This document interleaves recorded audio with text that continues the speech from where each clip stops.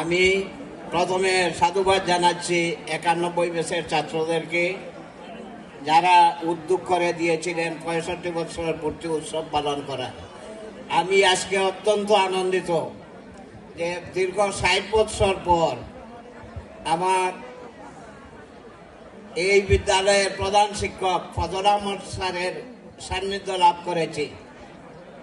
66 সালে এই বিদ্যালয়ের প্রধান শিক্ষক ছিলেন আমার স্যার। 60 বছর পরে আমার স্যারকে পেয়ে আমি অত্যন্ত আনন্দ মনে করছি। আমি স্যারের কাছে আমাদের আশীর্বাদ কামনা করছি, তিনি যেন আমাদের জন্য দোয়া করেন। স্যার অত্যন্ত রসিক ছিলেন। স্যার ছিলেন বিকম সিডিএসআই। তো আমি একদিন বলছিলাম, আমাকে খুব স্নেহ করতেন। আমি 6ষ্ঠ থেকে 10ম শ্রেণী পর্যন্ত প্রথম ছাত্র ছিলাম।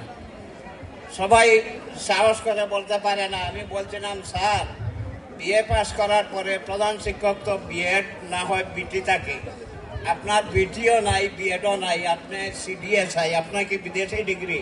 তিনি বলছিলেন, হ্যাঁ আমি এক্সট্রা অর্ডিনারি। এরপরে আমাকে বুঝাইয়া বলছেন যে আমার তো ট্রেনিং নাই, কিন্তু আমার একটা ট্রেনিং আছে সিডিএসআই, মানে 65 পরে সিভিল ডিফেন্স স্পেশাল ইন্সট্রাক্টর ছিলেন তিনি।